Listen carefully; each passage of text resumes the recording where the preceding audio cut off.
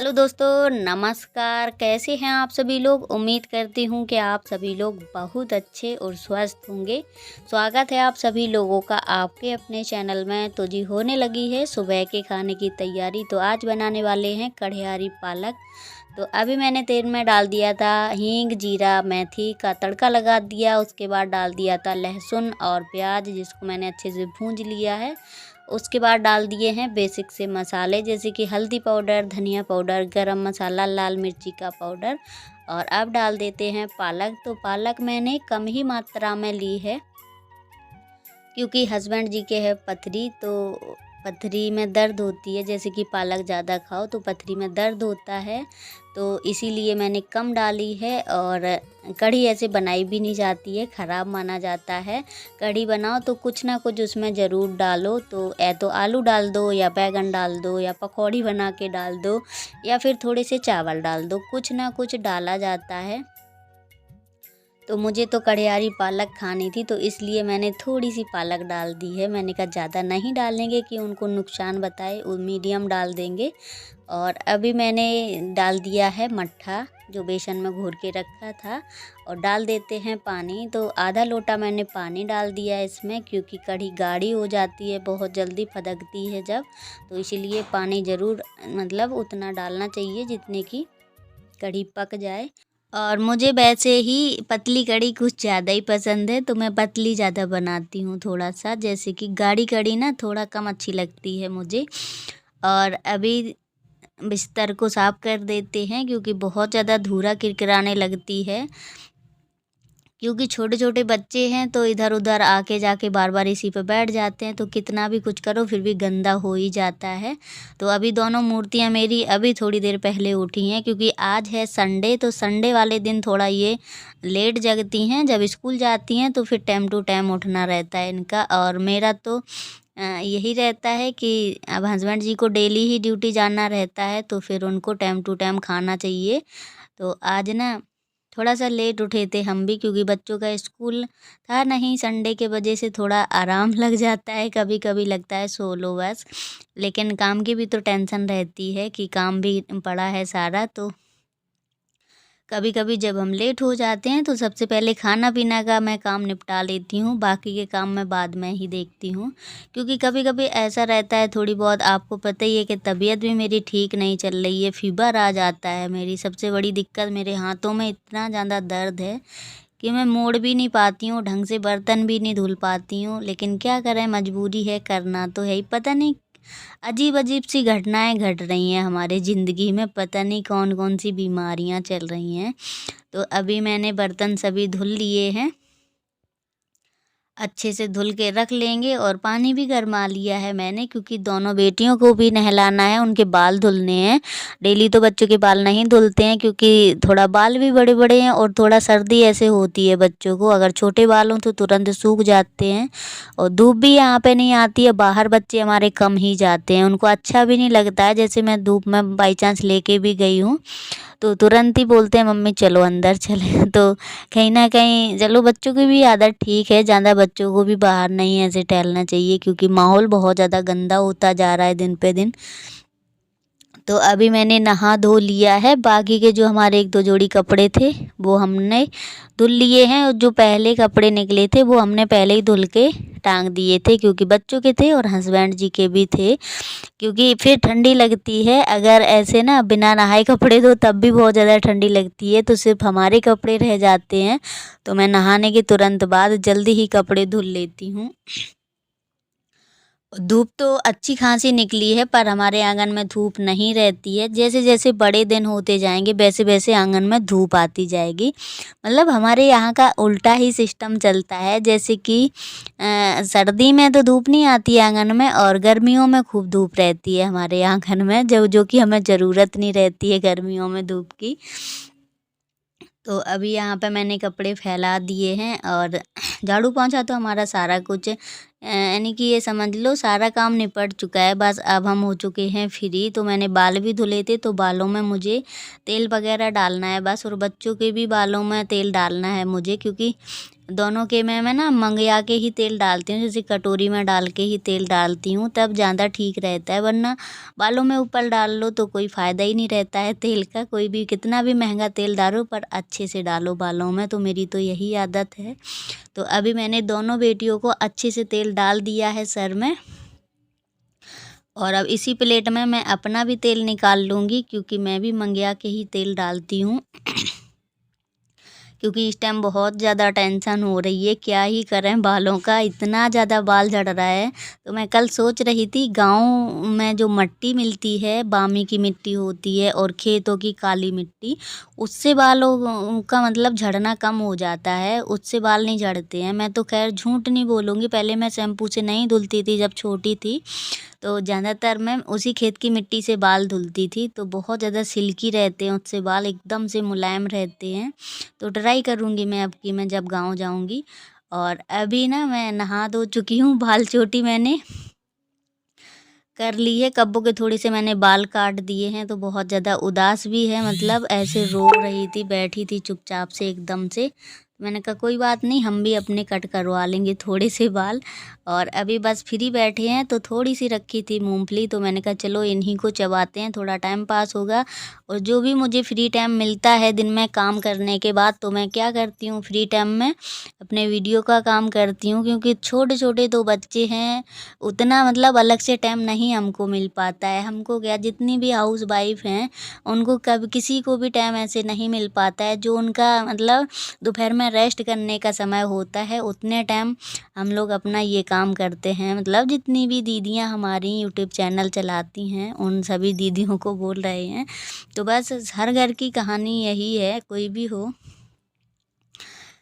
कहा नहीं जाता है ज़िंदगी में सुकून नहीं है बिल्कुल कहीं भी, कितना भी कुछ करो, लेकिन एक ना एक काम मतलब लगा रहता है। और ख़ुद को भी अच्छा लगता है कि हम कहीं ना कहीं अपनी लाइफ में बिजी रहते हैं, और उल्टे सीधे ख्याल नहीं आते हैं हम लोगों के दिमाग में। सिर्फ यही लगता है ये काम हो गया, अब हम ये काम कर लें, ये हो गया अब ये कर लें।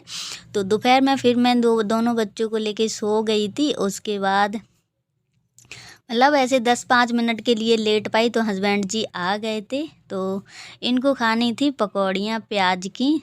तो यहाँ पे इन्होंने प्याज, हरी मिर्ची और धनिया मतलब कट कर रहे हैं। मैंने कहा आप काट लो जब तक, थोड़ा सा मैं वीडियो शूट कर रही थी। और ये दोनों खड़ी हैं, क्योंकि मतलब इनको आ रही थी निंदी, पर जहाँ अभी कोचिंग पढ़ती हैं तो उनका घर बनना है, तो वो दूसरे प्लाट में चली जाती हैं। तो 2 दिन से कोचिंग भी नहीं गई हैं ये, तो थोड़ा सा बच्चे उदास हो जाते हैं हमारे। तो अभी ये देखो प्याज भी खूब ढेर सारी कट चुकी है, हरा धनिया है और हरी मिर्ची काफ़ी डाल दी हैं। बच्चे तो हमारे नोच नोच के फेंक देते हैं, क्योंकि बच्चों को कड़ू बहुत कम पसंद है।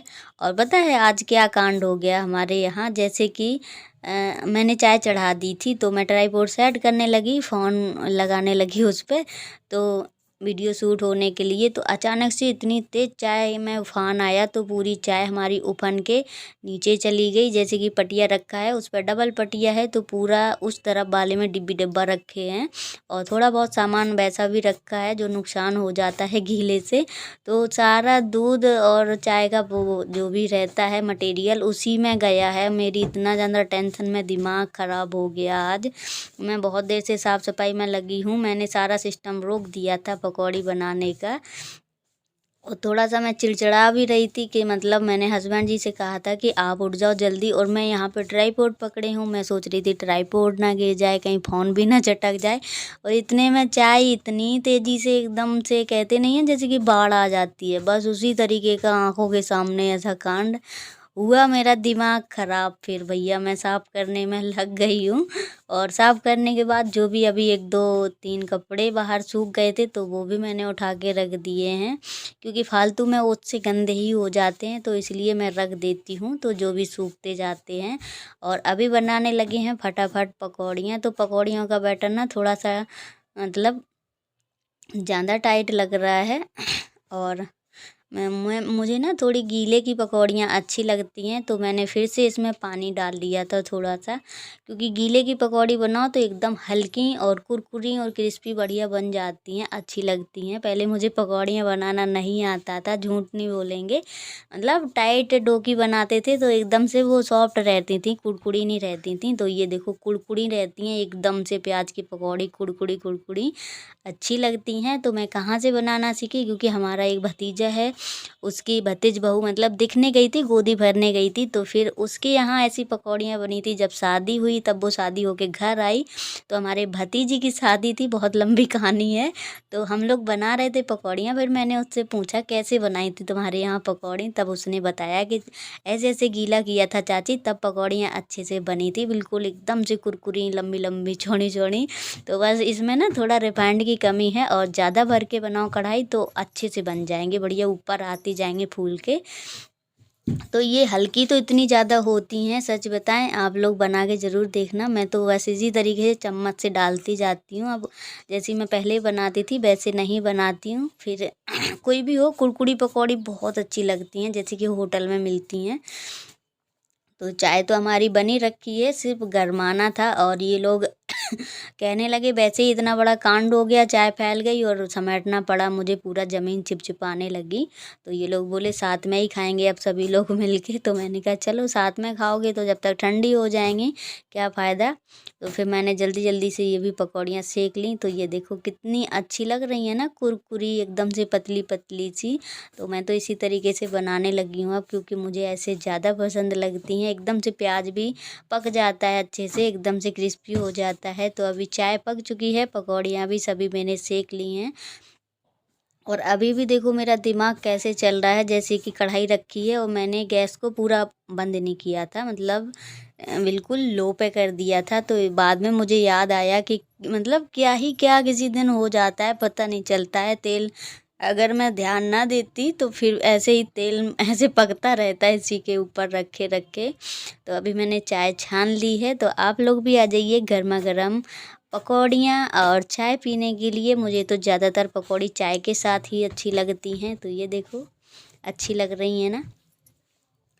तो चारों लोगों की हो गई है चाय, कुछ ज़्यादा ही हो गई थी आज, क्योंकि हस्बैंड जी ने पानी खूब ढेर सारा डाल दिया था चाय में। अगर कभी भी हस्बैंड जी से थोड़ा बहुत भी हम काम करवाते हैं, काम नहीं करवाते हैं, मतलब अपने मन से उन्होंने डाल दिया, तो ऐसे ही करते हैं वो। तो अभी चाय पकौड़ी खा के बस बैठे ही थे कि ऑर्डर मिल गया कि खाना बनाओ, भूख भी लगी है। तो अभी मैं थोड़ा सदमे में बैठी हूँ, क्योंकि काफ़ी टाइम हो गया है और थोड़ा आलस लगने लगता है। 9:30 बजे का टाइम है, यहाँ पे बिल्कुल सुनसान हो जाती है, गली में भी कोई एक बच्चा नहीं दिखता है, क्योंकि जल्दी ही यहाँ पे सब ठंडी की वजह से लेट जाते हैं। पर अभी मैं कह रही थी बस अभी रोटियां भर सेकनी है, सब्जी तो रखी हुई थी थोड़ी, बस इन लोगों को ना एक एक दो दो रोटी खानी है, बस उसके चक्कर में मुझे रोटियां बनानी पड़ेंगी, क्योंकि अच्छा भी नहीं लगता है बच्चे भूखे सोएंगे ऐसे फिर। तो अभी ये इनके पापा पता नहीं कुछ देख रहे थे, तो इतने लंबे से देख रहे हैं, हमसे भी कहते हैं दूर से फ़ोन चलाया करो, क्योंकि मुझे ना कम दिखाई देता है, मैं झूठ नहीं बोलूँगी, तो मैं पास से फ़ोन करके देखती हूँ थोड़ा सा। दूर से तो मुझे कुछ भी मतलब ऐसे पढ़ने में भी नहीं आता है नज़र में। और पता नहीं कभी कभी वीडियो एकदम से वाइट कैसे बनता है, वाइट कलर का। तो अभी कब्बो तन्नू लगी हैं खेलने में, तो ये लोग तो अपना खा पी के आराम से लेट चुके हैं, बस हम ही औरतों को रह जाता है कहीं ये काम कहीं वो काम, दुनियादारी, मतलब हम ही लोगों के किस्मत में इतना लिखा रहता है, आधी रात तक करते रहो, सुबह उठो फिर लग जाओ उसी काम पे, मतलब सुबह शाम एक ही काम, वही खाना पीना झाड़ू पोंछा यही काम। तो अभी यहाँ पर मैंने रोटियां बना के रख ली हैं, और जो भी साफ़ सफाई है वो कर ली है, सिर्फ मुझे ना यहाँ पे सुबह के लिए इंतज़ाम करना है बस। क्योंकि सुबह के लिए सब्जी कोई नहीं थी, तो फिर मैंने देखा चने रखे हुए थे काले वाले, वैसे तो जैसे दाल वगैरह चने की ये सब रखे हैं। तो जब सब्जी नहीं आती है तो फिर मैं सूखी ही सब्जी, मतलब दाल वगैरह जो भी रहती हैं रखी रहती हैं घर में, वो बनाती हूँ। तो मैंने अभी डाल दिए हैं काले चने फूलने के लिए, जिनका सुबह बन जाएगी सब्जी। तो पालक वगैरह भी रखी है, जब बनाना होगा पालक के साथ तो नहीं बनाएंगे सुबह, क्योंकि सुबह हस्बैंड जी खा के जाते हैं, उनको थोड़ा दिक्कत होगी, डर लगता है कहीं काम करते समय दर्द ना उठने लगे। तो अभी यहाँ पर मैंने सामान को रख दिया है। और दोस्तों पता है डब्बे डब्बा सब रखे हैं किचन के, पर नहीं यहाँ पे मतलब सारा सामान ऐसे पन्नियों में रखा हुआ है। डब्बे रखेंगे तो फिर उतनी ही जगह है, डब्बे रख देते हैं, फिर चूहे पता है अगर जल्दी से नहीं हम इधर उधर कर पाते हैं तो चूहे काटने लगते हैं। और चूहे इतने बड़े बड़े हैं, मैंने चारों तरफ फ़िनाइल की गोली डाल दी हुई हैं जैसे कि चूहे ना आए। तो 2-3 दिन हो गए हैं चूहे नहीं आए हैं, क्योंकि डर लग रहा है। अभी जो कपड़ों वाली जो रखी है प्लाई, ये भी काट दी थी जो रखी है जिस पे मैं गैस रखी हूँ। तो मुझे डर लग रहा है कहीं बेड में भी दांत ना लगा दें, काट देते हैं बहुत ज़्यादा। तो अभी मैंने रख दिया है सारा काम, बाल्टी में काफ़ी सामान रखा हुआ है छोटा पूरा। और अभी ना यहाँ पे मुझे इतनी तेज़ चोट लगी है, सच में आप लोग सोच रहे होंगे कि कैसे वो मतलब बता रही हैं, लेकिन मशीन का जो पाँवदान है उससे मेरे दोनों उंगलियां ऐसे टेढ़ी हो चुकी थी बहुत ज़्यादा। और ठंडी में तो बहुत ज़्यादा लग जाती है, थोड़ी सी भी लगे तो बहुत ज़्यादा मतलब एक तो मुझे रोना आ रहा था, दूसरी हंसी आ रही थी क्योंकि हस्बैंड जी ऐसी बात ही कर रहे थे। तो सच बताएं हस्बैंड जी से ऐसी उम्मीद नहीं थी मुझे, क्योंकि ऐसे मजाक बना रहे थे हमारा कि मैं क्या ही बताऊं। और मुझे इतनी तेज़ दर्द हो रहा था, पर मुझे हंसी आ रही थी, रोना भी आ रहा था। तो आज का वीडियो करते हैं यहीं पर। अगर वीडियो अच्छी लगे तो प्लीज़ लाइक शेयर सब्सक्राइब ज़रूर करें। मिलेंगे बहुत जल्द नेक्स्ट